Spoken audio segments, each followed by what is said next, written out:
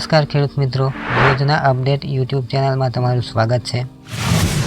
ગુજરાત સરકાર દ્વારા ખેડૂતોના લાભ તેમજ હિત માટે વિવિધ યોજનાઓ આ ખેડૂત પોર્ટલ પર ચાલુ કરવામાં આવેલ છે। તેમાંથી જ આ એક યોજના પશુપાલન લોન સહાય અંતર્ગત પશુપાલકોને પશુપાલન લોન 12 લાખ રૂપિયા મળે છે। તો કેવી રીતે અરજી કરવાની અને કયા કયા ડોક્યુમેન્ટ જોશે, કોણ લાભ લઈ શકે, આ બધી માહિતી આપને આ વિડીયોમાં મેળવવાના છે। એટલે વિડીયોને છેલ્લે સુધી જોજો અને હા, ચેનલ પર નવા આવ્યા હોય તો ચેનલને સબસ્ક્રાઈબ કરી લેજો।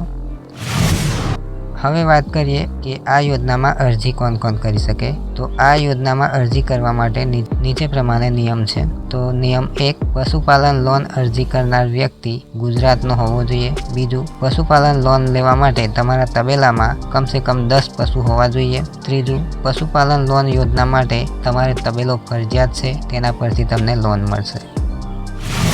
હવે વાત કરીએ જરૂરી ડોક્યુમેન્ટની। તો કયા કયા ડોક્યુમેન્ટની જરૂર પડશે। તો પહેલું પાન કાર્ડ, બીજું આધાર કાર્ડ, ત્રીજું પાસપોર્ટ સાઇઝનો ફોટો, ચોથું બેંકની પાસબુક, પાંચમું જમીનની નકલ, છઠ્ઠું પ્રાણીની માલિકીનું પ્રમાણપત્ર હોવું જોઈએ। હવે વાત કરીએ અરજી કેવી રીતે કરવાની છે।